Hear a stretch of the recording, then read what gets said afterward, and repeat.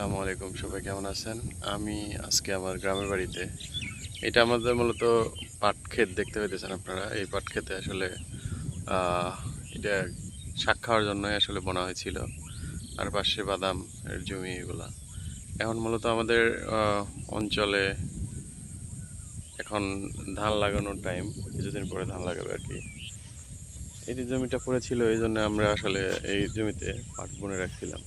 আর এই পাশে বাদাম, আর এই যে দেখেন পাশে আর যেগুলো এলো সবই ধান ছিল।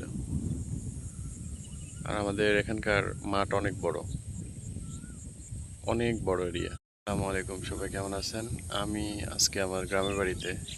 এটা আমাদের মূলত পাট ক্ষেত দেখতে পেতেছেন আপনারা। এই পাট ক্ষেতে আসলে এটা শাক খাওয়ার জন্যই আসলে বোনা হয়েছিল। আর পাশে বাদাম এর জমি এগুলা।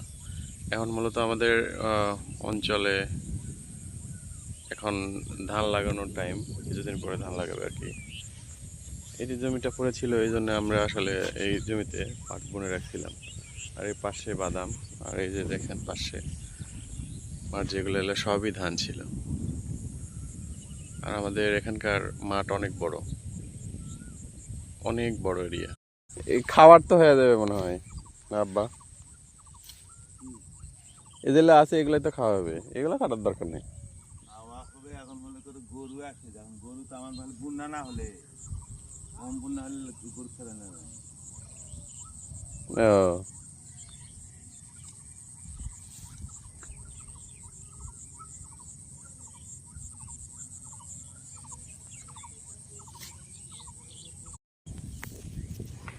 এগুলা আটি করবেন, কয় আটি করবেন?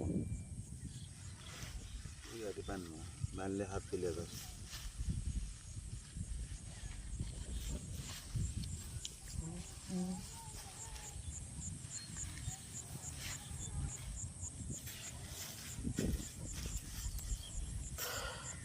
এই ঢাকা শহরে এগুলা আপনার এই যে 5 আটি বানাইতো, 4 আটি 5 আটি কত গাড়ি 20 টাকা। পায় না ওরা। হুম,